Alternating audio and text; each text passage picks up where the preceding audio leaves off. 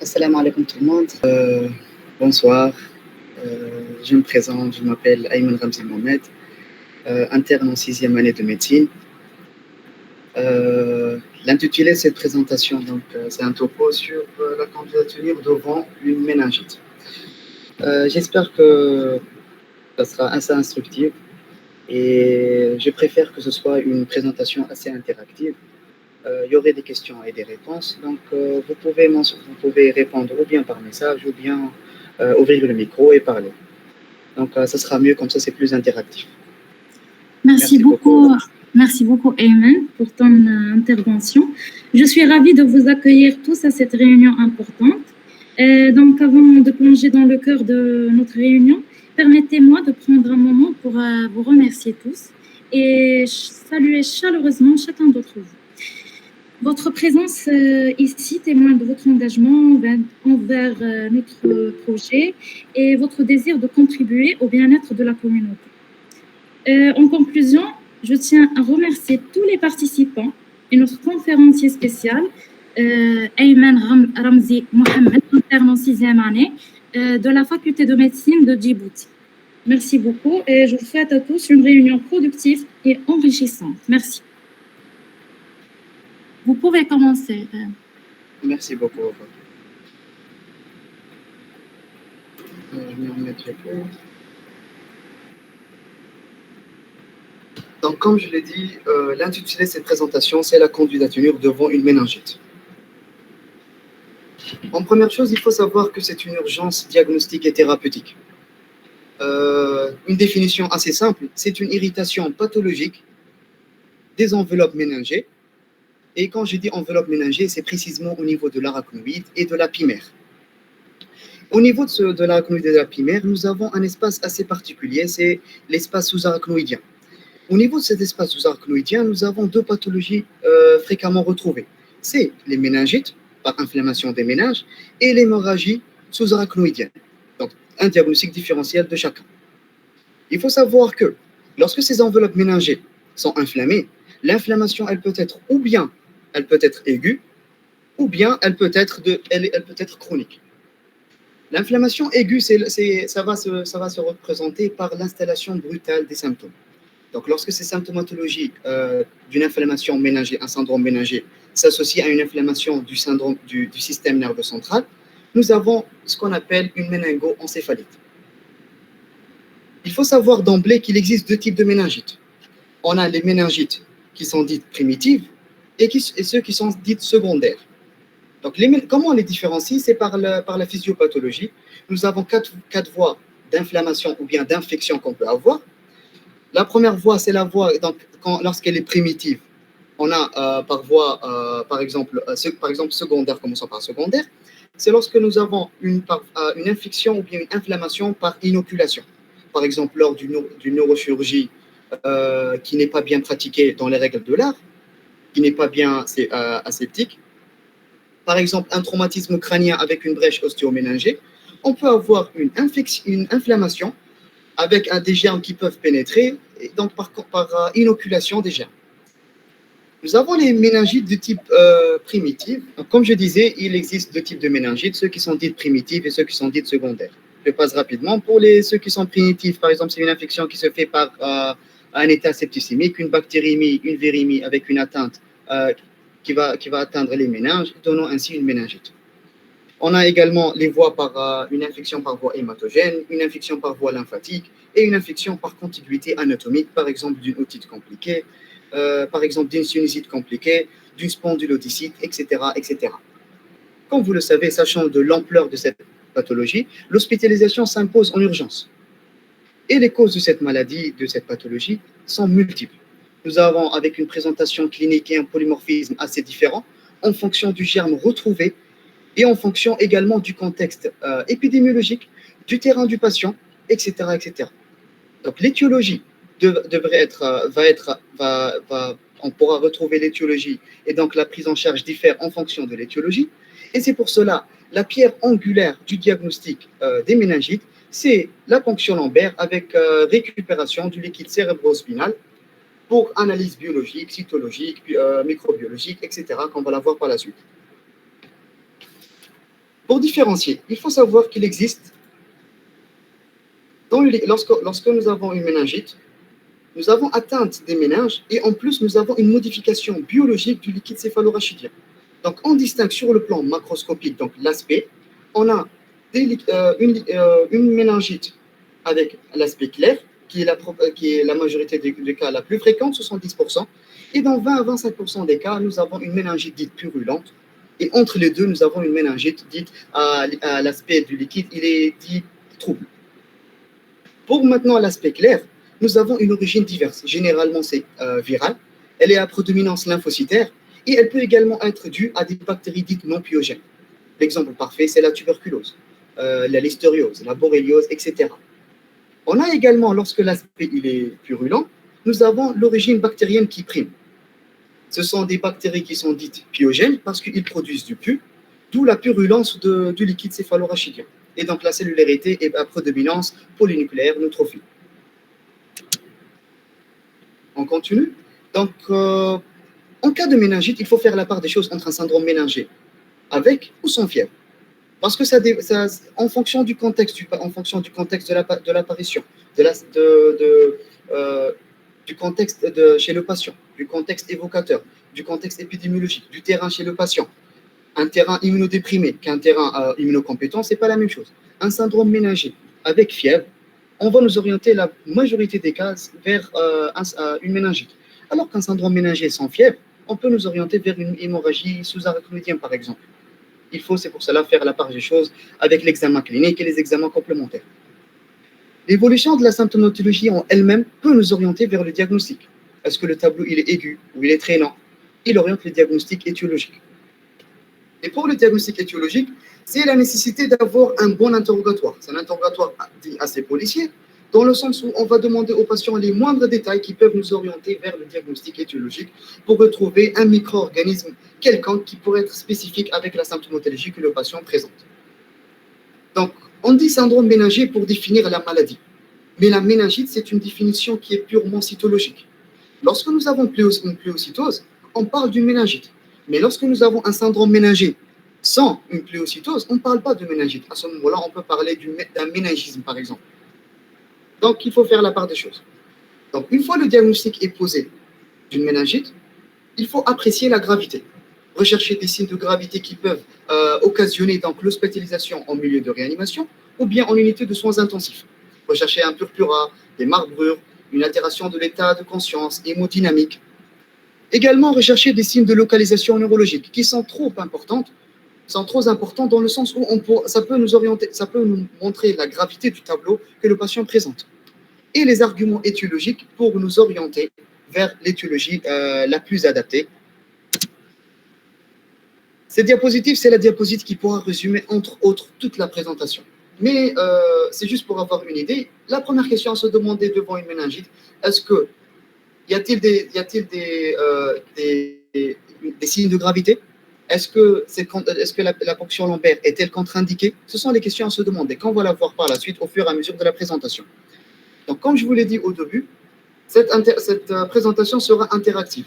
Donc, il y aurait des questions, ça serait sous la forme d'un cas clinique.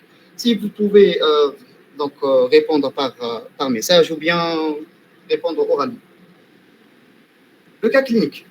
Nous avons un patient qui est âgé de 55 ans, sans antécédents pathologiques notables, qui arrive aux urgences avec des propos confus depuis 5 jours, avec des céphalées modérées depuis 3 jours, un malaise qui ressemble à une crise d'épilepsie d'après sa femme, une fièvre chiffrée à 38,5 degrés, des troubles de la mémoire, et il ne se rappelle plus des faits remontant il y a 2 jours, avec une légère raideur de la nuque.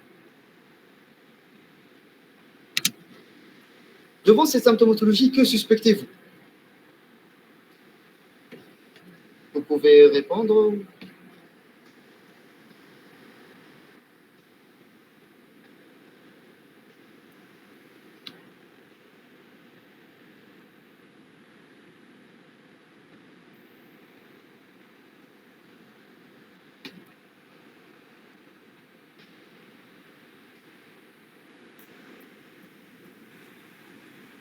Ça pourrait être une méningite décapitée par une prise d'antibiotiques. Ça peut être, mais est-ce que chez le patient, est-ce que il a été pris, les antibiotiques ont été pris ou pas? Donc, ce sera un interrogatoire. Donc, on va savoir, on va plus avancer. Il y a d'autres participants qui ont dit méningoencéphalite, méningite grave. Exactement. Comme ils l'ont dit, c'est une méningo-encéphalite. Pourquoi? Nous avons chez ce patient des propos confus, des céphalées, des crises d'épilepsie, une fièvre et troubles de la mémoire et une raideur de la nuque.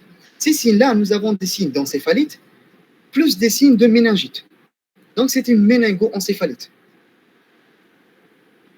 Juste à titre de rappel, il faut savoir qu'il y a des signes fonctionnels et des signes physiques qui peuvent nous orienter vers un syndrome méningé.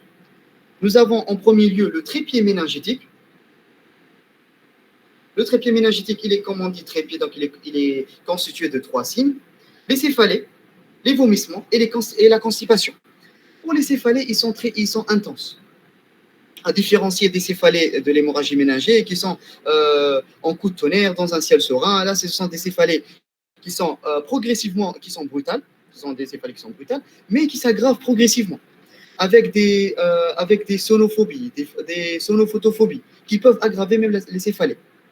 On peut avoir des vomissements qui peuvent être angés ou bien des vomissements normaux. Les vomissements angés peuvent nous orienter vers une hypertension intracrânienne. La constipation. La constipation en soi n'est pas un signe constant, il est inconstant et il peut être vu que chez les jeunes, en bas âge, donc les nourrissons et les enfants. Ils présentent généralement des céphalées ou bien une fièvre avec une douleur abdominale ou bien une constipation, donc il faudrait évoquer également la méningite. La raideur méningée, qui est un signe physique, en soi, c'est le signe le plus important, mais il faut savoir qu'il peut manquer. La raideur méningée, elle est due à quoi? Elle est due à une contracture des muscles paravertébraux au niveau du rachis. Comment on pourra retrouver cette raideur méningée? Ou bien le patient se plaint d'une tension au niveau du cou, ou bien c'est un syndrome méningé qui est frustre. À ce moment-là, on utilise des manœuvres pour le mettre en évidence. Comme par exemple, nous avons les signes de Kernick et le signe de Bradzinski, qui sont des signes assez fréquents, mais peuvent manquer également. Et nous avons également des signes d'accompagnement qui sont dus à l'irritation méningée. Donc, on aura une vivacité des réflexes osteotendineux, un bambiskie bilatéral, une hyperesthésie cutanée diffuse. Donc, il faudrait faire la part des choses.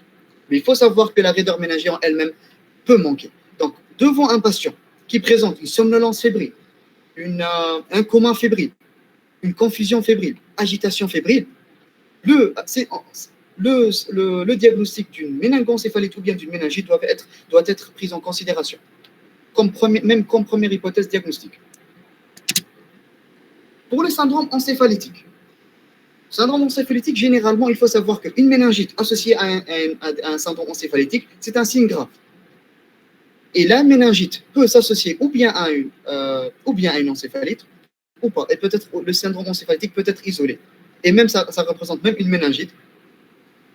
Il résulte de l'inflammation de l'encéphale et se traduit par des signes de dysfonctionnement du système nerveux central, associant des troubles de la conscience, allant d'un simple coma, d'un simple trouble de vigilance à un coma profond, des crises convulsives focalisées ou généralisées, des signes de focalisation. Les signes de focalisation les plus couramment retrouvés sont les monohémiplégies, par exemple, la paralysie d'un nerf crânien.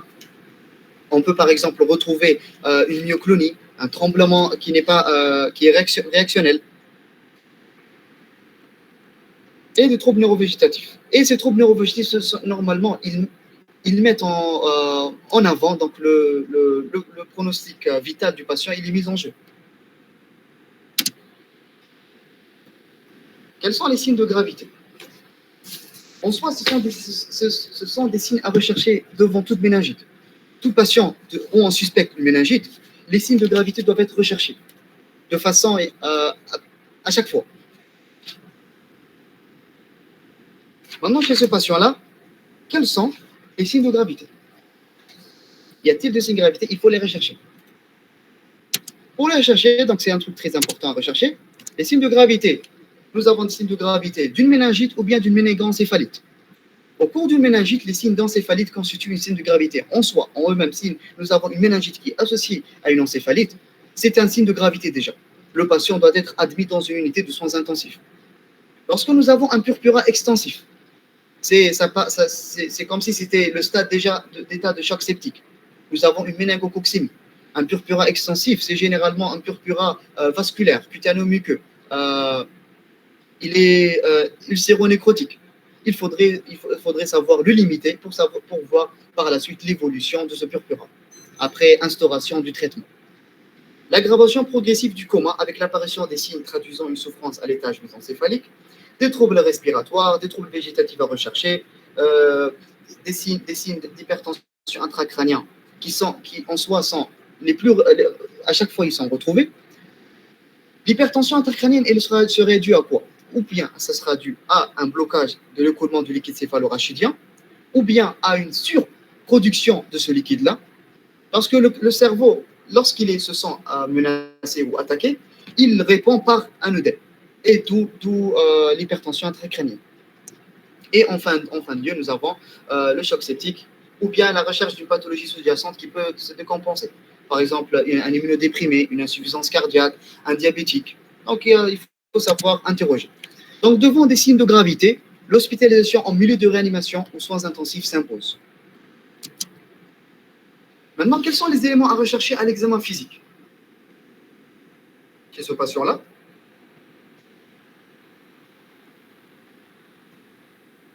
Vous pouvez répondre. IMPL déjà? Pardon? Je pense... oui, elle voulait dire ponction lombaire. Ah, ponction lombaire.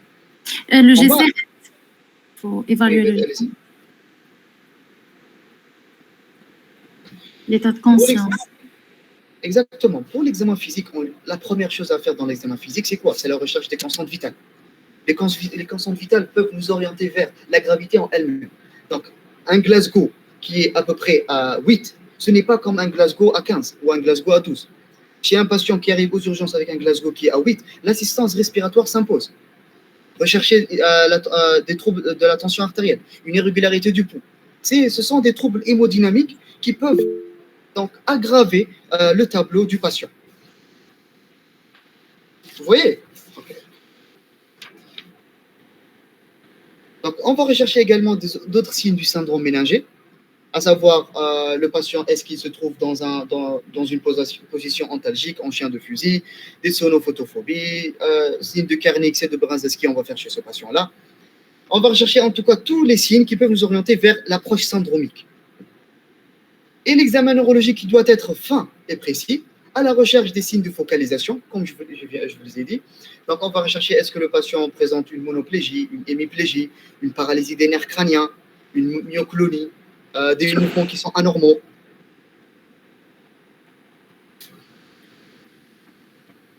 C'est bon, je peux avancer? Oui, merci. Okay. Et le plus important, à savoir que les signes d'une hypertension intracrânienne. Généralement, ce qu'on faisait auparavant, c'est de faire un fond d'œil, rechercher un œdème papillaire quelconque. Il faut savoir qu'actuellement, un fond d'œil qui est normal n'élimine pas une hypertension intracrânienne.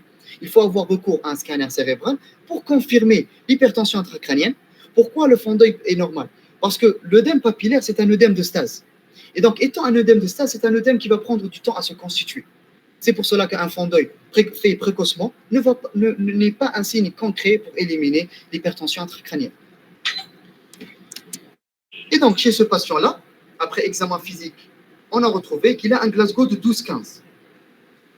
Un patient qui est confus, une tension artérielle à 13,7, une fréquence cardiaque à 85 battements par minute, une fréquence respiratoire à 18 cycles par minute, présence d'un syndrome méningé qui est franc et l'absence de signes de focalisation. C'est bon, vous avez retenu les données?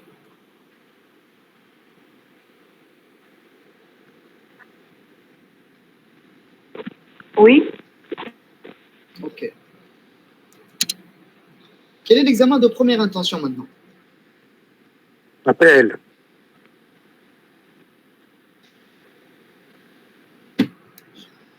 Vous avez dit? Le scanner cérébral. Exactement. APL. Une ponction lombaire.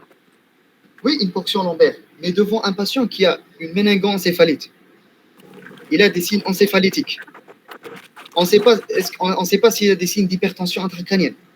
Donc, pour évaluer, donc avoir conscience au moins de l'ampleur du problème, parce qu'on a peur de faire une ponction lombaire chez un patient avec une hypertension intracrânienne, provoquant ainsi un engagement cérébral et la mort s'ensuit. Donc, pour éviter ça, on préfère commencer par une ponction lombaire. Par la suite, je vais vous donner la différence entre quand est-ce qu'il faut la ponction lombaire ou bien le scanner avant et après. Il faut faire un scanner cérébral, qui est le premier examen devant une méningoencéphalite. Pourquoi? Selon les dernières recommandations, selon ce que ça a été publié dans la Société de médecine d'urgence, la présence d'un syndrome encéphalétique impose la réalisation d'une imagerie cérébrale en urgence avant la réalisation de la ponction lombaire. Vous voyez un peu la nuance. Donc, un syndrome encéphalétique, c'est un signe de gravité. Il faudrait encourir à faire un scanner cérébral avant la ponction lombaire. C'est une information assez importante à considérer. Donc, scanner avant PL. En plus du scanner cérébral, pourquoi? C'est le premier examen pour avoir une idée, mais également pour essayer de rechercher des contre-indications à la ponction lombaire. C'est la question la plus importante à se poser. Y a-t-il des contre-indications ou pas? Maintenant, les indications d'imagerie cérébrale avant l'APL. La dernière recommandation de 2019, c'est, selon la Société de pathologie infectieuse de langue française, les indications de l'imagerie cérébrale avant l'APL doivent être limitées. Quand est-ce qu'on devrait le faire? Si nous avons des signes évoquant un processus expansif intracrânien, si nous avons des signes de localisation, des crises d'épilepsie qui sont focales et récentes. Quand je dis une crise d'épilepsie focale, je n'ai pas d'une crise d'épilepsie qui est générale. Une crise d'épilepsie généralisée, c'est une crise d'épilepsie qui est dite simple, alors qu'une crise d'épilepsie focale, c'est une crise d'épilepsie qui est complexe. Et lorsqu'elle est focale, elle est plus grave.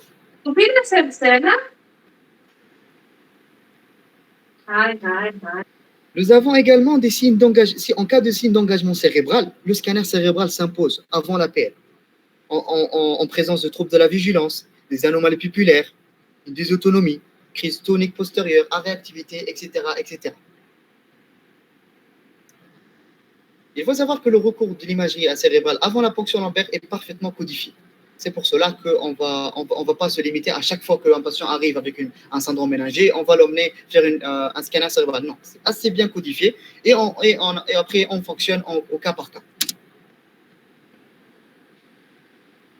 Maintenant, ça c'est un petit résumé des contre-indications à une ponction lombaire.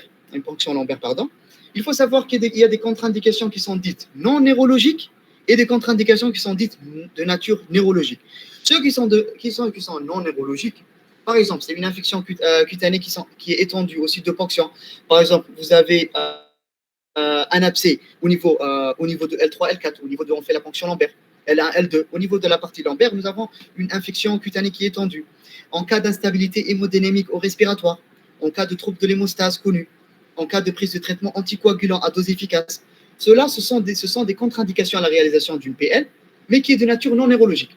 Ceux qui sont de nature neurologique, c'est ce qu'on vient de voir. Par exemple, la présence de signes cliniques pouvant témoigner d'un processus expansif intracérébral. Par exemple, une hypertension intracrânienne, un œdème cérébral. La présence de signes d'engagement cérébral et les crises convulsives persistantes contre-indiquent formellement la réalisation d'une PL. Et selon les dernières recommandations, c'est chez un patient suspect de méningite bactérienne, les troubles de la conscience isolés ne sont plus en eux-mêmes une contre-indication à la ponction lombaire. Niveau de preuve 2. Et pour l'APL, il faut savoir qu'en cas de troubles de la conscience qui sont isolés, l'APL, elle peut être faite avant même la réalisation d'un scanner. Également pour un patient qui est sous anti-agrégant plaquettaire, je dis bien anti-agrégant plaquettaire, non pas anticoagulant. S'il est sous anti-agrégant plaquettaire, on peut réaliser la ponction lombaire. On fonctionne au cas par cas. On revient à ces diapositives. Devant la suspicion d'une méningite, il faut se demander, est-ce que le patient présente un risque d'engagement ou bien il a des contre-indications à la réalisation de la ponction lombaire? On fonctionne comment? Si oui, il y a une contre-indication, on réalise une double hémoculture avec une instauration rapide et précocement, sans rien attendre, par une corticothérapie et une antibiothérapie. Maintenant, en cas où la ponction lombaire elle est réalisable et n'est pas contre-indiquée, on fait une ponction lombaire avec une double hémoculture et à ce moment-là, on voit l'aspect trouble ou l'aspect clair. Et en fonction de l'aspect, on peut même avancer. Si nous avons un aspect qui est trouble, ou bien voire même purulent, on peut directement instaurer le traitement, après bien évidemment récupération de l'hémoculture, faire l'NFS, faire les autres bilans, mais également faire la ponction lombaire sans même attendre le résultat biologique ou biochimique. On commence par donner de la corticothérapie et l'antibiothérapie à forte dose. Parce que maintenant, lorsque le liquide céphalorachidien il est clair, à ce moment-là, il faut voir est-ce que c'est une formule bactérienne, une formule panachée, une formule virale, est-ce que c'est une méningite puriforme aseptique, est-ce que c'est une méningite à liquide clair, est-ce que c'est une méningite à liquide clair bactérienne, donc à bactéries non pyogènes. C'est à partir de là qu'on va faire la part des choses. On va instaurer le traitement, mais on va attendre le résultat cytologique, biologique et microbiologique du liquide céphalorachidien pour pouvoir avancer. En cas de formule maintenant panachée, lorsque nous avons la formule panachée, c'est lorsqu'on n'a pas une prédominance. Les deux prédominent, lymphocytaire et polynucléaire. Généralement, qu'est-ce qu'on fait? Dans la formule panachée, ça peut être ou bien dans les cas de certaines infections, par exemple comme la listériose, ou bien dans le cas où nous avons une méningite décapitée par une antibiothérapie éventuelle, avant l'arrivée du patient aux urgences. À ce moment-là, comment on avance? On peut demander la réalisation des lactates et de la procalcitonie. La procalcitonie en elle-même, c'est quoi? Elle est plus spécifique pour les méningites bactériennes. Pour tout ce qui est bactéries, elle est plus spécifique. Et les lactates, comme vous le savez déjà, c'est pour tout ce qui est souffrance cellulaire et tout. Leur association peuvent nous orienter vers une méningite bactérienne. La règle d'Owen, c'est une règle statistique où on différencie certains calculs et tout. Donc, une fois qu'on a la formule, une fois qu'on sait l'aspect du liquide, et on connaît est-ce que c'est une formule panachée, formule bactérienne ou formule virale, on peut commencer le traitement. Par exemple, en cas de formule virale, il faut savoir que dans les liquides céphalo, lorsque nous avons une méningite à liquide clair, bénigne, généralement, dans 70% des cas, ce sont des virus qui sont bénins. Par exemple, coxsackie-virus, adénovirus, écovirus, on a plusieurs virus. Hormis le seul virus où il faudrait se méfier, et c'est le seul virus qui est curable, c'est la méningite herpétique, donc herpès simplex virus. À ce moment-là, le seul traitement qu'on a, c'est la cyclovir en intraveineux. C'est bon? Est-ce clair pour cette diapositive?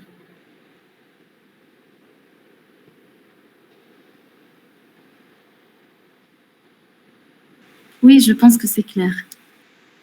Ok. On avance alors. Maintenant, comme nous l'avons dit, le scanner cérébral, c'est l'examen complémentaire à réaliser en première intention. Mais il faut savoir une information très importante. Qu'un scanner cérébral réalisé précocement peut s'avérer normal, mais ne peut pas éliminer une méningoencéphalite. Pourquoi? Parce que l'installation des lésions, elle prend du temps. Regardez maintenant un exemple chez ce patient-là. On a fait un scanner à J1. Regardez les lésions qu'il présente. C'est au niveau du lobe temporal gauche. C'est à peine visible. Regardez chez ce même patient, un scanner qui est réalisé 14 jours après. Regardez l'étendue des lésions, avec une hypodensité, une perte de substance au niveau temporal. Donc, ce qui veut dire qu'un scanner cérébral réalisé précocement chez un patient qui présente un syndrome méningé, où on a fait une ponction lombaire, et qui s'avérait avec un liquide clair, à ce moment-là, on commence directement le traitement d'une méningoencéphalite herpétique, sans rien attendre.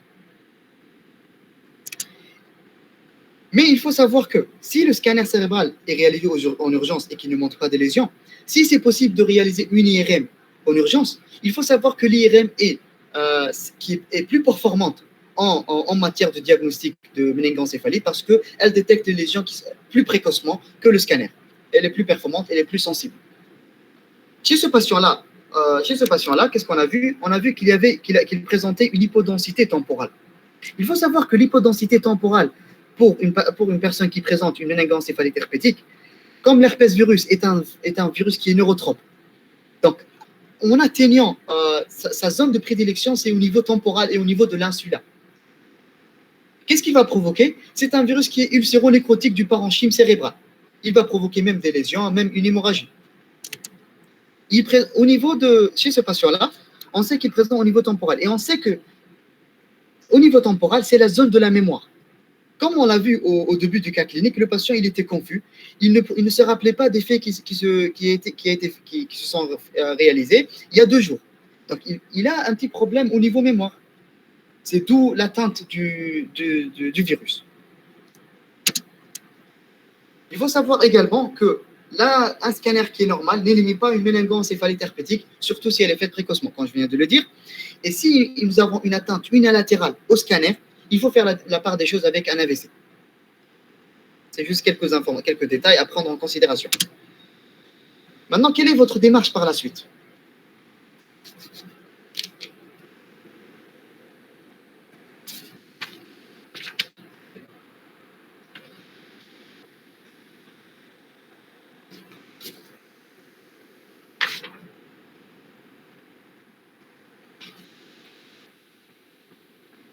Si certains qui écrivent dans la barre des commentaires, j'arrive pas à voir, que quelqu'un me lise, s'il vous plaît.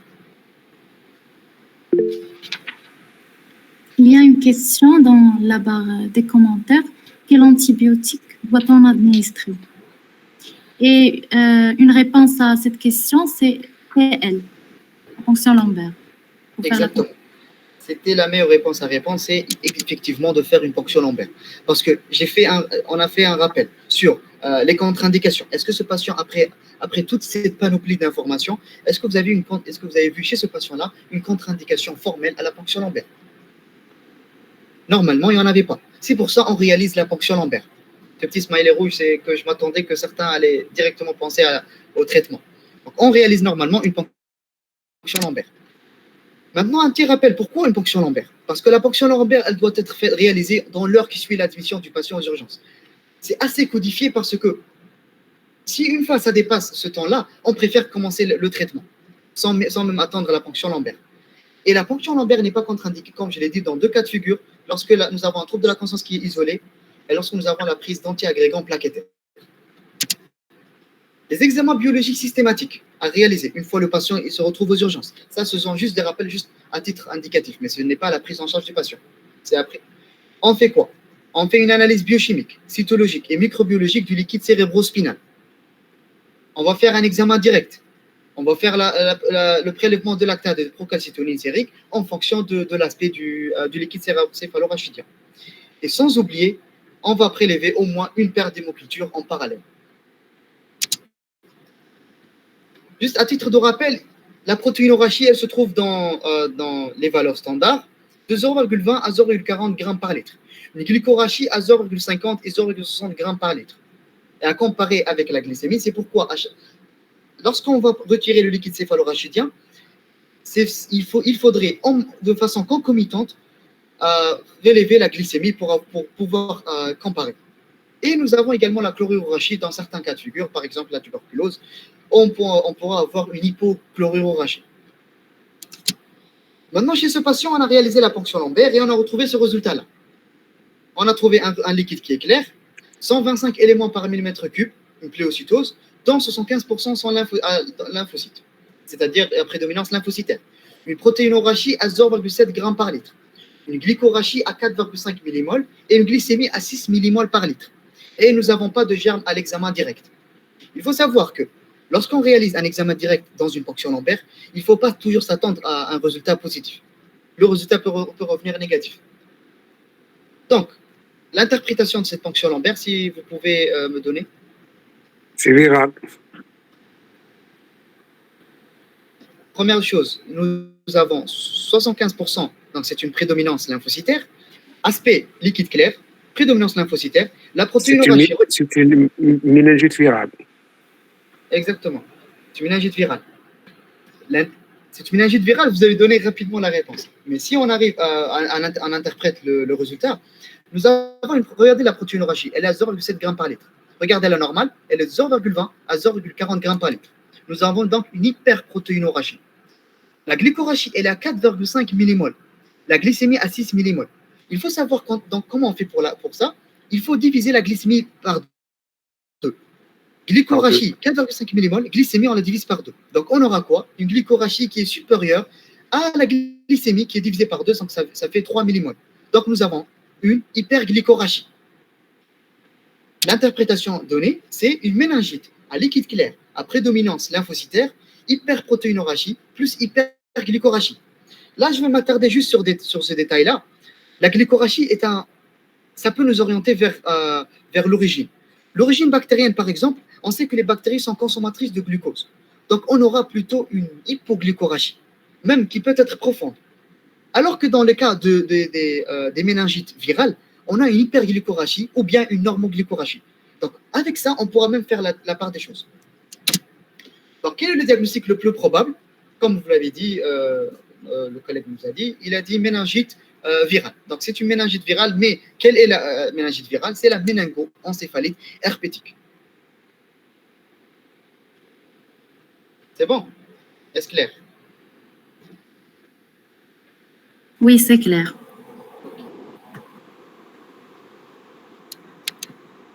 Maintenant, comment confirmer le diagnostic? Comment on confirme le diagnostic? Maintenant, on a une supposition. On a fait la ponction lampaire. On a fait le scanner. Maintenant, comment on confirme le diagnostic? C'est grâce à la PCR. La PCR, elle est sensible pour les virus. Pour l'herpès, elle est sensible. Donc, une PCR qui est positive dans le liquide céphalorachidien, elle oriente et même confirme le diagnostic d'une méningoencéphalite herpétique. Un EEG, par exemple, nous avons un tracé assez spécifique d'une encéphalite. L'IRM cérébral, qui est plus sensible que le scanner cérébral. Et chez ce patient-là, nous avons une PCR qui est positive, qui confirme et qui vient corroborer le diagnostic qu'on vient d'évoquer. Maintenant, le volet thérapeutique. Pour la prise en charge, il faut en premier lieu commencer par les mesures générales. Donc, l'hospitalisation en urgence, du fait que le patient présente des signes encéphalétiques, donc c'est une méningite qui est grave. Donc, on va l'hospitaliser en milieu dans une unité de soins intensifs. On va mettre en place des mesures d'isolement infectieux. Pourquoi? Parce qu'on ne sait pas, pour l'instant, on a juste confirmé que c'est une méningoencéphalite herpétique. Mais là, ces mesures générales, elle est réalisée pour toutes les méningites. Par exemple, une méningite à méningocoque, il faut éviter le contact, n'est-ce pas? C'est pourquoi on fait des mesures d'isolement infectieux. Mais ça, c'est une prise en charge globale pour les méningites. On fait également un traitement symptomatique, un type d'antipyrétique, des antalgiques, des corrections des troubles hydroélectrolytiques éventuellement s'ils existent, un traitement antiépileptique, si crise épileptique. Et sans oublier, on va faire un sondage et un monitorage en fonction du contexte. Monitorage chez ce patient, par exemple, qui est grave, on va le mettre sous monitoring, on va monitorer la fréquence respiratoire, la tension artérielle, la fréquence cardiaque, la saturation en oxygène à l'air ambiant. Et le sondage vésical, pourquoi? Parce que c'est très important. Pourquoi? C'est dans ces diapositives-là que je vous dis pourquoi l'importance du sondage vésical. Le traitement de la méningoencéphalite herpétique, on va instaurer un traitement antiviral. Même avant d'attendre le résultat de la PCR, il faudrait commencer le traitement antiviral. Parce que les séquelles sont graves par la suite. Plus on s'attend, comme je dis, time is brain. Plus on s'attarde à ne pas traiter, plus il y aura des séquelles. Donc, comment on donne le traitement? C'est de l'aciclovir, 10 mg par kilo en nivellant, toutes les 8 heures, durant 15 à 21 jours. Et il faut savoir que les corticoïdes sont formellement indiqués. Ils sont formellement contre-indiqués. Il ne faut jamais donner des corticoïdes pour des infections qui sont virales. Pourquoi? Parce qu'elles peuvent donner une flambée de ces virus-là, même peuvent aggraver le tableau. Donc, les corticoïdes sont contre-indiqués. On va hydrater le patient. Pourquoi l'hydratation est importante? Parce que dans le cas où on n'hydrate pas le patient, il peut présenter une insuffisance rénale aiguë qui est due à une tubulopathie obstructive. Due à quoi? Due à l'aciclovir. Parce que l'aciclovir, lors du traitement en IV et tout, il pourrait y avoir ce qu'on appelle des cristaux d'aciclovir qui peuvent se bloquer au niveau des tubules rénaux et donc engendrer ainsi une tubulopathie obstructive et donc entre autres une insuffisance rénale. C'est pourquoi une hydratation est trop importante lors du traitement par l'aciclovir. Et il faut également adapter la posologie en fonction de la clairance de la créatinine. Pourquoi? Parce que ça provoque une insuffisance rénale aiguë. Maintenant, pour la surveillance du traitement, il faut surtout surveiller la fonction rénale et l'ionogramme. La fonction rénale, parce que comme je viens de le dire, l'aciclovir peut provoquer une insuffisance rénale iatrogène, et l'ionogramme parce que l'aciclovir en lui-même peut engendrer une hypocalémie qui est profonde. Et attendre l'évolution durant 48 112 heures et évaluer l'amélioration du patient. Y a-t-il des questions?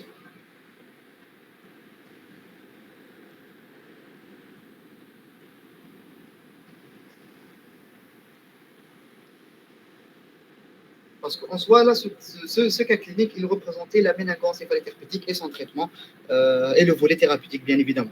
Donc, y a-t-il des questions avant que j'avance?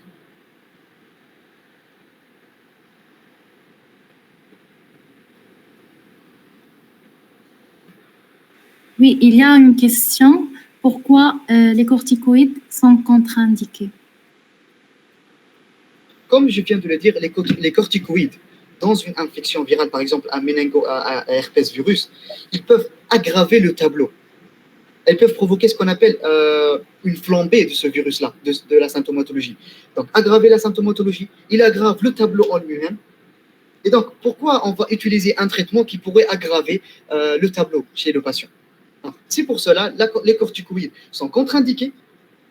Les corticoïdes, on va les utiliser dans les méningites qui sont dites, dans les méningites bactériennes et donc purulentes, pour éviter les œdèmes, les autres complications qu'on va voir par la suite. Mais les corticoïdes, en cas de méningite, de méningoencéphalite herpétique, ils sont formellement contre-indiqués. Ce sont les dernières recommandations, les dernières directives des sociétés savantes. C'est suite à des méta-analyses, on a remarqué que les corticoïdes, dans des infections virales, ils provoquent une flambée, c'est-à-dire une augmentation de la rapidité d'installation du tableau et même l'aggravation du tableau que présente le patient, c'est-à-dire l'aggravation de la symptomatologie. Au lieu que l'évolution soit favorable, on peut aggraver le tableau.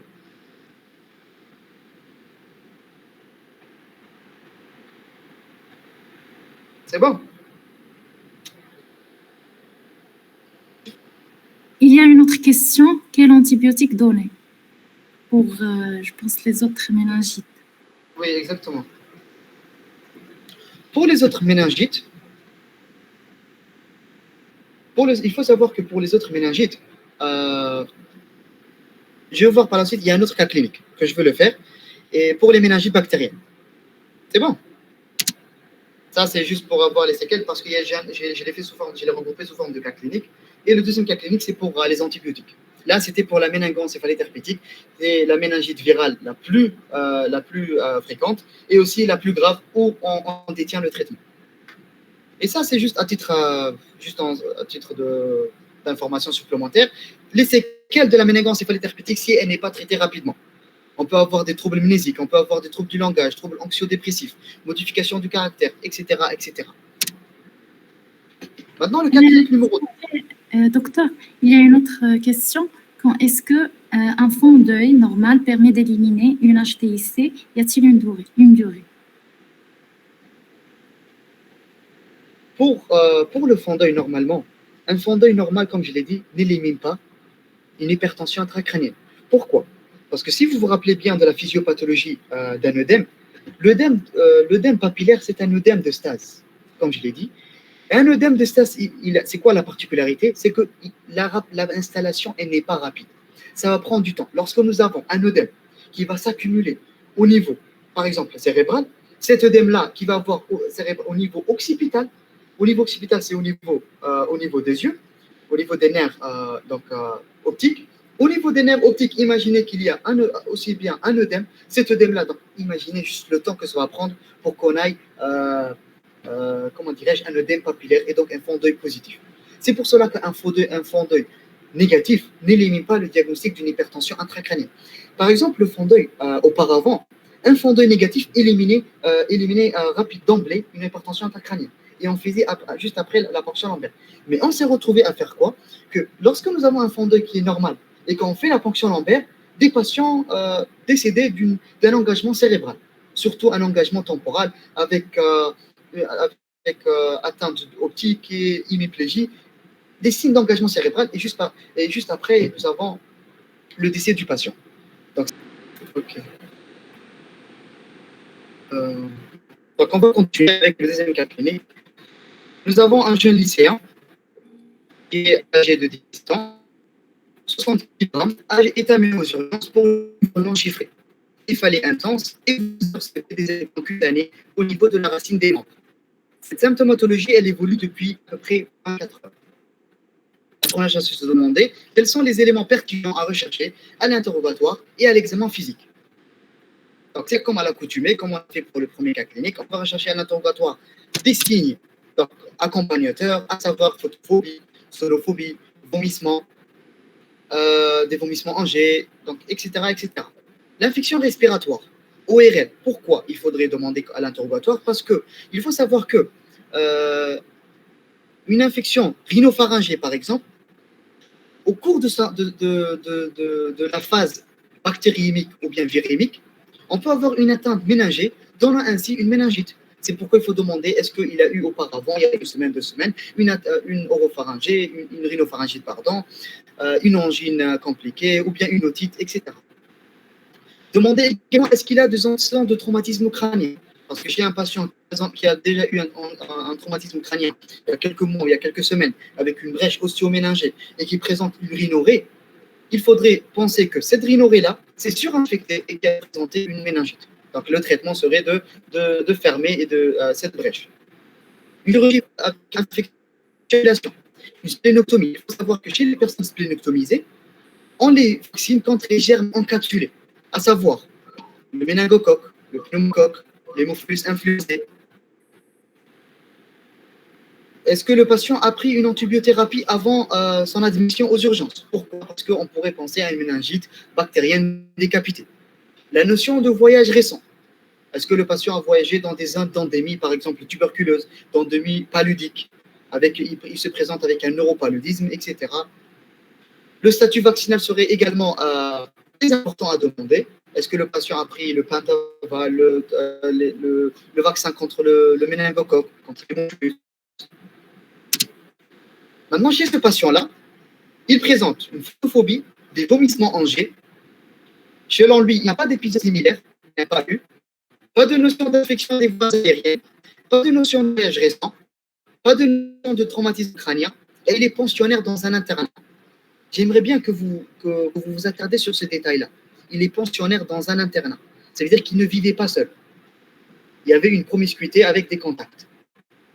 C'est un détail qui va conditionner la prise en charge par la suite. À l'examen physique chez ce patient, normalement, ce qu'il faut rechercher, c'est d'évaluer de côté l'état de conscience du patient, apprécier l'état hémodynamique, pouls, pression artérielle, marbrure, périphérique, tout ce qu'on a déjà vu. L'examen physique à la recherche d'une raideur, rechercher les signes cutanés, en particulier un purpura. Et ce purpura-là, il faut le cercler pour juger sa rapidité d'extension. C'est ce qui pourra nous montrer est-ce qu'on est en train de bien agir sur ce micro-organisme lorsqu'on va instaurer le traitement. C'est pour voir ou non. Et on va rechercher également des signes de localisation neurologique, par exemple un déficit moteur ou sensitif, une atteinte des pertes crâniennes, troubles de langage, etc., etc. C'est le même examen physique qu'on réalise, le même interrogatoire qu'on a fait au cas clinique. Et ce patient-là, il présente une fièvre à 39 degrés. C'est un patient qui est couché en chien de fusil. Pourquoi un patient couché en chien de fusil? C'est une condition dite antalgique. Ça lui permet de diminuer la douleur. À cause de quoi? Des contractures des muscles paravertébraux. Quand on pense sur lui-même, il diminue les douleurs et la tension au niveau des muscles paravertébraux. L'état hémodynamique chez ce patient-là, nous avons une tension artérielle à 11,6, une fréquence cardiaque à 110 battements par minute et une fréquence respiratoire à 24 cycles par minute. Et une saturation à l'air ambiant à 98%. L'examen neurologique, il a un état de conscience qui est normal, avec un Glasgow à 15,15, sans signe neurologique de localisation. La raideur de la nuque est nette. Les signes de Kernick et de Brodzinski étaient absents. L'examen cutanéo-muqueux, il a présenté quoi? Des lésions pétéchiales purpuriques au niveau des membres inférieurs. Juste en ayant ces détails-là, vous pensez à quelle pathologie? À quel micro-organisme? C'est très important. Hein? Une méningite à méningocoque. Exactement. La méningite à méningocoque, elle donne des lésions purpuriques au niveau des membres inférieurs. Mais pas que ça. Il faut savoir que également la méningite à pneumocoque, dans les rares cas, ça a été publié comme case report, plusieurs cas ont été rapportés que la méningite à pneumocoque peut également donner des lésions pétéchiales purpuriques au niveau de la racine des membres. Est-ce clair? Ouais. C'est bon, ok. Et l'examen cardiaque pulmonaire et abdominal était sans anomalie. Maintenant, quel est le diagnostic évoquez-vous en premier lieu? Comme il vient de le dire, c'est une méningite bactérienne. Donc, méningite bactérienne, lui, il a précisé avec méningite bactérienne à méningocoque, qui est en soi une bonne réponse. Quelle est votre conduite en urgence? Chez ce patient-là, en urgence, on va faire quoi? D'abord, c'est un patient qui est grave. Pourquoi? Parce qu'il a la présence d'un purpura. Et purpura représentait un des critères de gravité qui normalement, le patient devrait être hospitalisé en milieu de réanimation ou bien en milieu de soins intensifs. C'est pourquoi l'hospitalisation doit se faire en soins intensifs ou en réanimation. Dans un service où il y a une surveillance qui est contenue. On va conditionner le malade par un minutage de la fréquence respiratoire, la fréquence cardiaque. Parce qu'il faut savoir que lorsque nous avons un purpura, nous avons une méningococcémie. Et la méningococcémie représente en elle, en soi, un état de choc.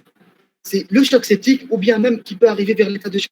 Donc, on va attendre, on va agir avant l'installation de cet état de choc, parce qu'une fois l'état de choc est installé, la prise en charge devient plus difficile. Et la récupération du patient devient plus difficile, donc le pronostic devient médiocre. Donc, on va essayer de prendre en charge le patient avant d'arriver à un choc septique. C'est pour cela qu'on va la mettre dans une unité de soins intensifs. On va conditionner le malade.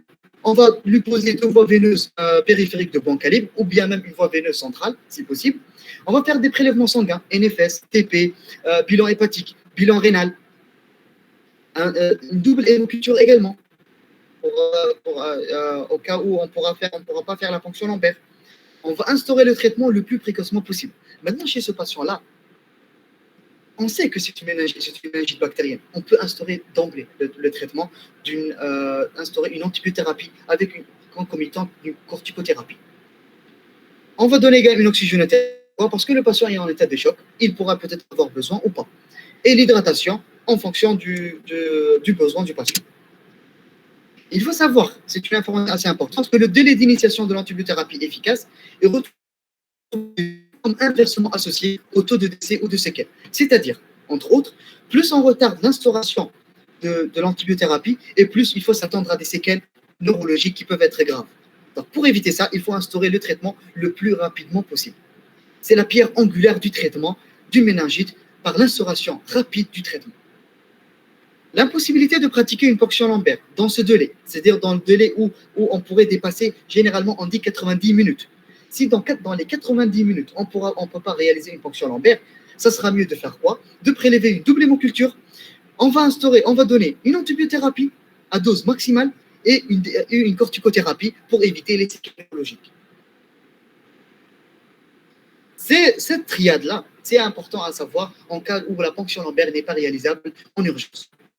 Si par exemple l'hôpital se trouve à 90 minutes de l'emplacement du patient, où le patient se trouve dans une ambulance, donc on va plutôt commencer par prélever une double hémoculture et absorber directement le tout. Pardon, vous avez dit la corticothérapie, c'est pour éviter? Par la suite, je vais dire les détails, mais les corticothérapies, c'est pour éviter des complications, des séquelles neurologiques.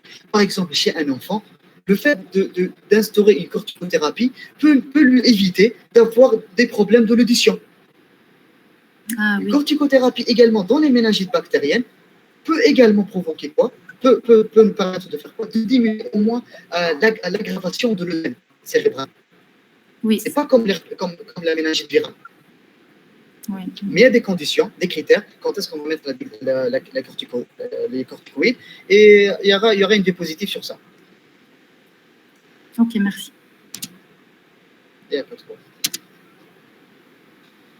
On avait déjà vu ces diapositives devant la suspicion de méningite. Donc maintenant, chez ce patient-là, on a quoi? C'est un liquide rachidien qui est trouble. On a dit que c'est une méningite bactérienne, sûrement, si on fait la ponction lombaire, le liquide serait trouble ou bien purulent. Donc, sans attendre les résultats, si on va faire une ponction lombaire, sans attendre le résultat de l'examen direct, ou bien les examens biologiques, microbiologiques, et cytologiques, on instaure le traitement d'examen antibiothérapie, qui est guidé par l'examen direct qui peut être négatif dans certains cas. Et puis, on va adapter les antibiothérapie aux résultats de la culture. Maintenant, aux résultats de l'examen direct et de la culture Lambert. Par exemple, le résultat peut nous arriver au bout de 30-40 minutes. Pardon, Et ça, pardon, docteur Ayman, oui. Le son n'est pas bien clair. Est-ce que vous pouvez améliorer un peu la qualité du son? Et maintenant? Oui, on vous entend. Ok, je vais essayer de faire avec. C'est bon maintenant? Oui, c'est bon. Ok, Merci. merci. Merci beaucoup. Comme je le disais, cette diapositive, on l'a déjà vue. Et c'est la différence entre liquide céphalorachidien trouble et liquide céphalorachidien clair.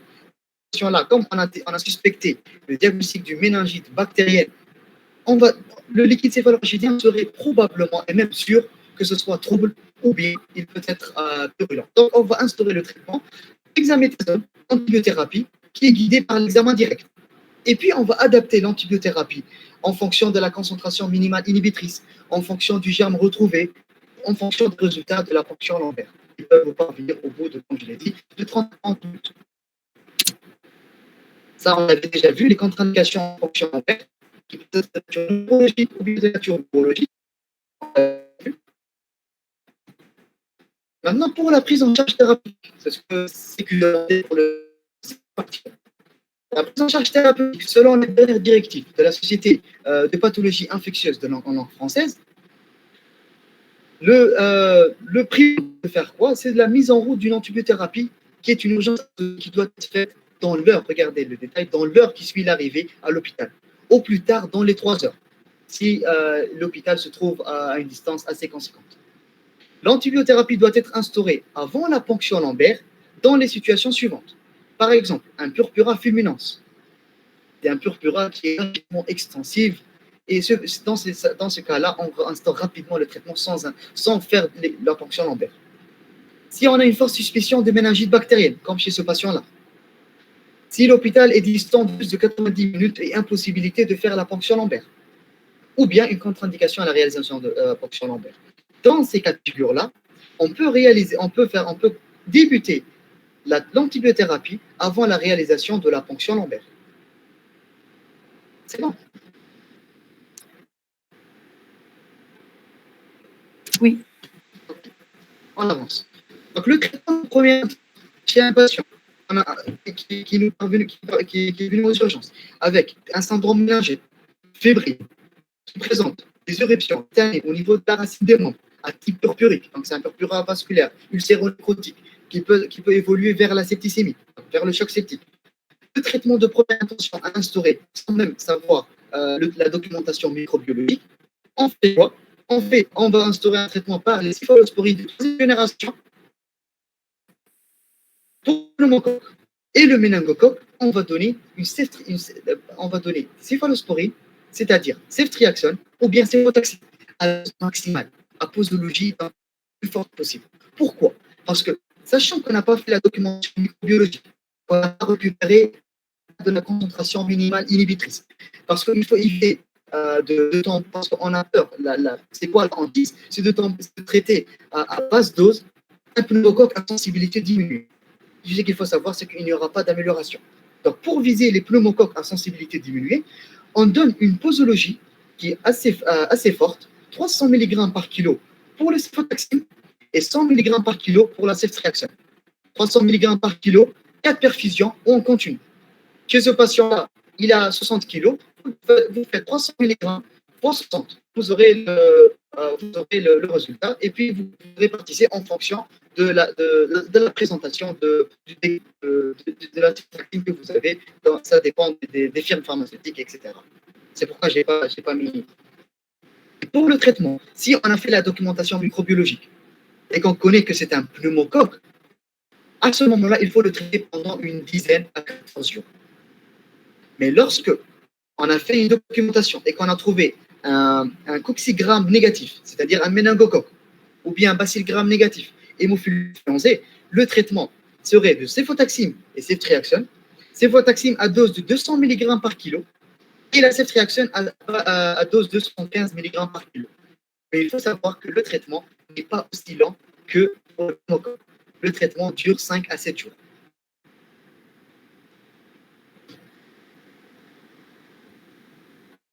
Bon, ça va.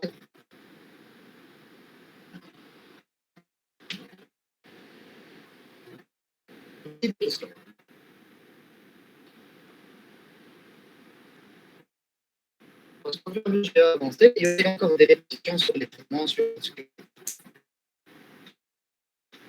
Ça, c'est dans les cas particuliers où nous avons la listériose. Dans les cas particuliers où nous avons la listériose, à ce moment-là, on va donner de la céphalosporine, cétriaxone, plus la gentamicine. Et un détail assez important, la gentamicine ne traverse pas la barrière hémato-encéphalique. On la donne quand même pour essayer d'avoir l'effet synergique de l'antibiothérapie. Ça, c'est en cas d'insuffisance rénale. Si le patient se présente avec une insuffisance rénale et qu'on veut commencer une antibiothérapie par les céphalosporines, il faut l'adapter en fonction du débit de filtration glomérulaire. Et voilà, donc ce sont des détails de spécialistes, on dirait. Enfin, je dirais ça.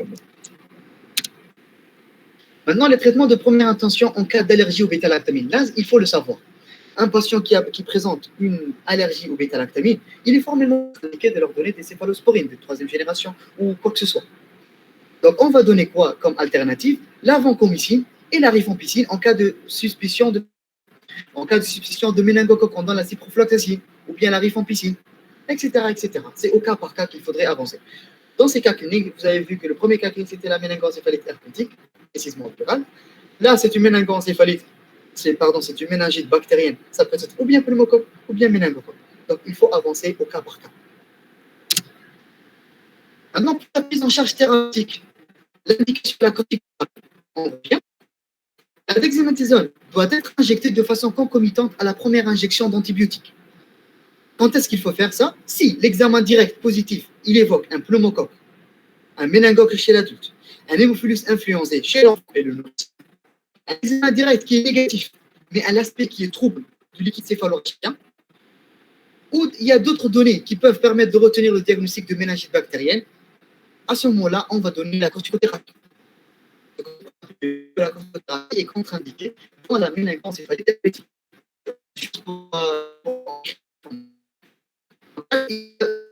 En cas de contre-indication à l'appel, on va débuter rapidement la corticothérapie sans rien attendre. Même si qu'on ne sait pas, même si au début, on ne sait pas quel est le micro-organisme, quel est l'organisme qui est mis en jeu ici, c'est lui qui est responsable de la méningite. Pardon.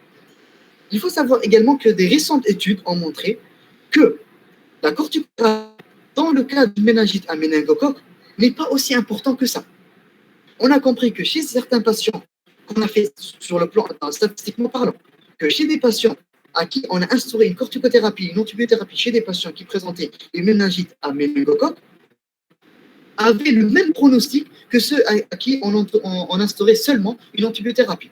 Mais dans la majorité des cas, et de façon courante, on instaure une antibiothérapie concomitante à une corticothérapie. Et il faut savoir que la dose initiale de corticothérapie des corticoïdes est de 10 mg. Chez l'enfant, elle est de 0,15 mg par kilo. Et cette dose est répétée toutes les 6 heures pendant 4 jours. Il ne faut pas dépasser plus que ça. C'est toutes les 6 heures pendant 4 jours. Pourquoi? Comme je l'ai dit, parce que pour éviter certaines complications, chez, par exemple, l'enfant nourrissant, on a peur qu'il y ait des problèmes de l'audition. Donc, pour éviter ça, on instaure une thérapie pour éviter ce problème d'audition dans l'année qui suivent. Ce sont des séquelles à éviter. Et chez les adultes, c'est pour éviter quoi? Pour éviter une hypertension intracrânienne, dans le sens où on va éviter l'installation rapide de l'œdème cérébral. Il faut savoir que l'examéthasone n'est pas recommandé chez l'immunodéprimé et en cas de listériose. Pourquoi la dexaméthasone n'est pas recommandée chez les déprimés? Les corticoïdes peuvent aggraver l'immunodépression. Ça, c'est connu. Des patients qui prennent des corticoïdes au long terme deviennent immunodéprimés. Donc, un patient qui est immunodéprimé, risque encore d'aggraver encore son immunodépression. C'est pourquoi la dexaméthasone n'est pas recommandée.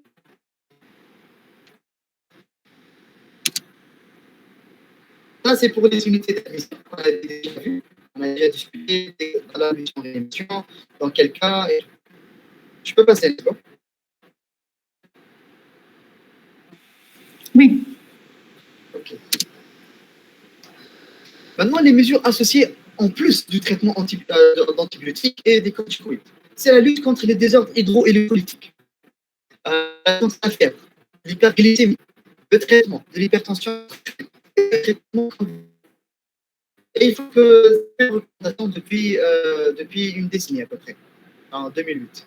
Le recours au mannitol, au glycérol et au sérum salé hypertonique pour éviter l'HTIC n'est pas recommandé, sauf en cas d'urgence. Si nous avons des signes d'engagement cérébral et que le patient se trouve dans une ambulance et qu'on sait qu'il a des signes d'hypertension intracrânienne, des signes d'engagement, à ce moment-là, on peut commencer par donner du mannitol ou bien du sérum salé hypertonique pour éviter au moins on atteigne une structure hospitalière et comme ça qu'on maintienne au moins le patient en vie pour éviter cet engagement cérébral. Et il faut savoir également, selon des statistiques, l'hypothermie est normalement peut donner un pronostic qui est péjoratif si elle dure dans le temps. Ça, c'est l'antibiothérapie après documentation microbiologique. C'est-à-dire quoi après documentation microbiologique? C'est que chez le patient, on a instauré le traitement, on a attendu une journée ou bien deux journées, on a fait quoi? On a refait une ponction lombaire si le patient ne s'améliorait pas, ou bien on voulait voir juste est-ce qu'il y a une évolution favorable, ou bien on voulait savoir quel est le germe en cause, pour savoir est-ce qu'il y a des cas de contact ou pas. On va faire la documentation microbiologique, c'est une ponction lombaire, d'autres analyses, et on va calculer ce qu'on appelle la concentration minimale inhibitrice. Ça peut nous orienter pour diminuer la posologie ou bien la garder. C'est-à-dire, par exemple, une concentration minimale inhibitrice qui est supérieure à 0,5 mg par litre dans le cas d'un pneumocoque, il faut que c'est un pneumocoque à sensibilité diminuée. C'est pour cela que le dosage, la posologie serait la plus importante possible, la plus forte. On peut donner cette personne, cétotaxine par exemple, à 300 mg par jour, sans diminuer. Et pour le GTD, c'est la même chose, donc on va adapter les doses en fonction de la concentration minimale inhibitrice. Ça, c'est la même chose, c'est en fonction du micro-organisme, pardon.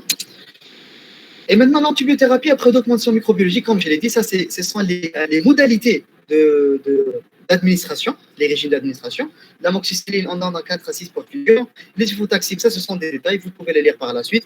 Mais en gros, si vous avez l'idée générale, c'est de donner une antibiothérapie, corticothérapie, la dose antibiothérapie assez forte au début. Si nous n'avons pas la documentation microbiologique, 300 mg de cifotaxine par jour en 3 à 4 perfusions.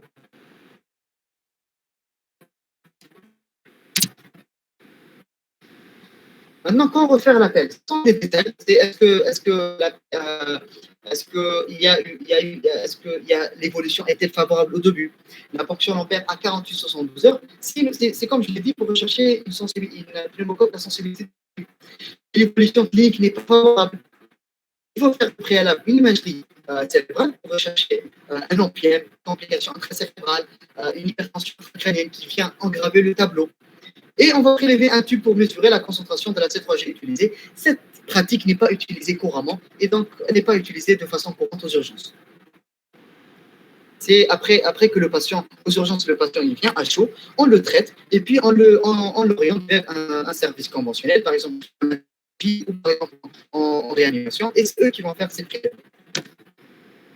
Maintenant, quelles sont les indications de l'imagerie?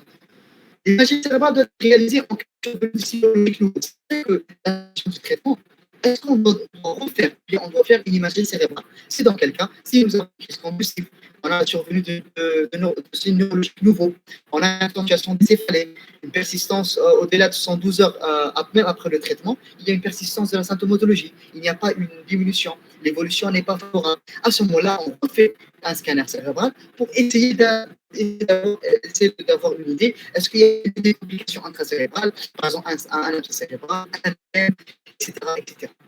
Chez l'enfant, c'est un cas, essayer d'avoir un mouvement rapide du périmètre crânien qui peut nous montrer une hypertension préclaire. Ça, c'est la prise en charge de la porte d'entrée. Il faut après la situation d'urgence, Il faut avoir la vie ORL en cas de petite moyenne aiguë. En cas de brèche ostéoménagée, on va l'adresser à un neurochirurgien, etc. Quel suivi pour quel patient? Ça, le suivi, c'est généralement pour les spécialistes. Donc, je l'ai juste mis juste pour un titre indicatif. Regardez sur les détails là. Vous m'avez demandé pourquoi on donnait la corticothérapie. Chez les enfants et les adultes, l'examen clinique neurologique et test auditif adapté à l'âge. Si hypoacousie profonde, crainte de nosification cochléaire débutante. Ce détail-là, on donne la corticothérapie pour éviter une hypoacousie qui est séquelaire. C'est l'indication majeure donc, chez les enfants et chez les adultes aussi pour éviter certaines séquelles. Ça aussi, c'est pour le suivi des patients. Un mois après la sortie de l'hôpital, le suivi pendant 12 mois. Tous ces détails-là, je les ramenés des nouvelles recommandations. Donc, ça, c'est recommandé plutôt pour les spécialistes. Et ça, c'est une partie très importante. C'est la bioprophylaxie. Si je vous rappelle un peu le cas clinique du patient, il était pensionnaire dans un internat. Pensionnaire dans un internat, c'est-à-dire qu'il ne vivait pas seul. Il y avait une promiscuité. Ils vivaient à plusieurs. Donc, dans un internat, ils étaient internés. Donc, il faut savoir que si la méningite qu'on a trouvée, c'était une méningite à méningocoque, il faut savoir qu'il faut prendre antibioprophylaxie pour les cas de contact. Que ce soit le médecin qui l'a vu en premier lieu, le médecin qui l'a vu en premier lieu, qui l'a examiné, il doit prendre une antibioprophylaxie. Les cas de contact, par exemple, chez ce patient-là qui se trouvait dans un internat, il faut que toutes les personnes qui se trouvaient près de lui ou bien dans son entourage doivent prendre une antibioprophylaxie. Et l'antibioprophylaxie, elle est caractéristique des méningites purulentes. Et généralement, c'est en cas d'infection à méningocoque, il faut déclarer rapidement, il faut savoir le statut vaccinal du patient. L'indication de l'antibioprophylaxie, c'est quoi? C'est le contact avec des cas index. Les cas index, c'est ici chez ce patient-là, ce sont ceux qui sont internés avec lui. Ceux qui étaient dans un contact étroit. Il faut savoir que pour le personnel soignant, ça c'est nous, ils sont considérés comme contact les personnes ayant réalisé le bouche à bouche, une intubation ou une aspiration trachéale sans masque. Parce que nous, certains disaient que c'était le toucher, donc la palpation qui provoquait ça. Certes, mais aussi au niveau, lorsqu'on fait une intubation et tout, ça arrive par exemple à cause des particules de fugueur qui sont sorties lors du tout, etc.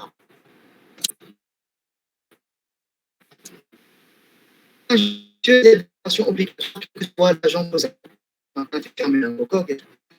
en général, pour ça, rive en piscine, en 48, en donner 600 mg fois 2 par chez l'adulte. 10 mg par kilo fois 2 par jour pour l'enfant. Et 5 mg par kilo fois 2 par jour pour le nouveau-né. On peut donner également du ceftriaxone, 250 mg en intramusculaire ou bien en intraveineux, en dose unique. C'est bon, ça c'est prophylaxie. Juste avant d'être rive en piscine, 600 mg fois 2 par jour chez l'adulte. On va y penser. Et puis après, pour les détails, la posologie et tout, on pourra par la suite la revoir. Mais il faut savoir que les cas de contact doivent être traités également. Y a-t-il des questions, s'il vous plaît?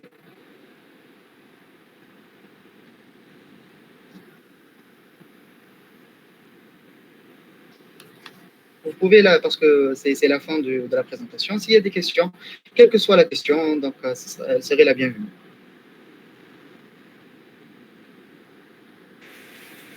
J'ai une question. Pourquoi les troubles de conscience isolés ne contre-indiquent pas l'APL avant le scanner? Je n'ai pas bien compris. Okay.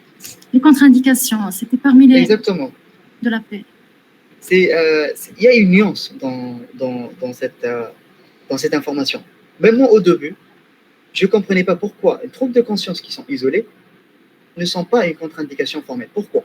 Lorsqu'une trouble de conscience isolée, par exemple, quand on dit une trouble de la conscience isolée, un patient qui est tombé, il a eu un malaise, ou bien il a présenté une... comment dirais-je Il s'est évanoui, par exemple, évanouissement. Il a présenté une agitation quelconque, mais qui s'est arrêtée. Une crise d'épilepsie qui est généralisée. Ce n'est pas focal, généralisé. Donc, crise d'épilepsie généralisée, comme vous savez déjà, la crise d'épilepsie typique, non pas la crise d'épilepsie focalisée comme Bravais jacksonienne et tout ce qui va avec. C'est une crise épileptique généralisée. Par exemple, une crise épileptique généralisée, c'est un trouble de la conscience qui est isolé. À ce moment-là, la ponction lombaire n'est pas contre-indiquée. Il y a une nuance dans l'information, c'est que tout trouble de la conscience qui n'est pas, on doit faire un scanner.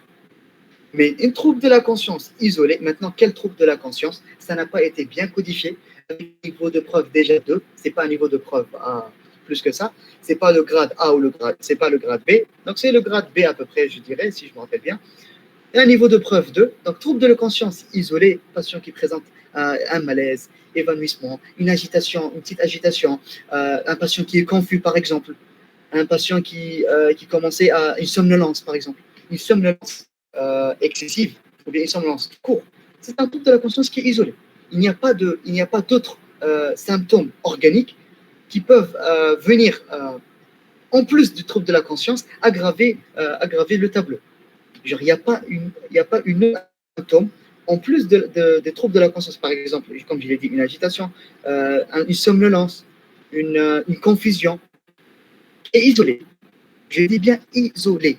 Il n'y a pas d'autres signes à accompagner.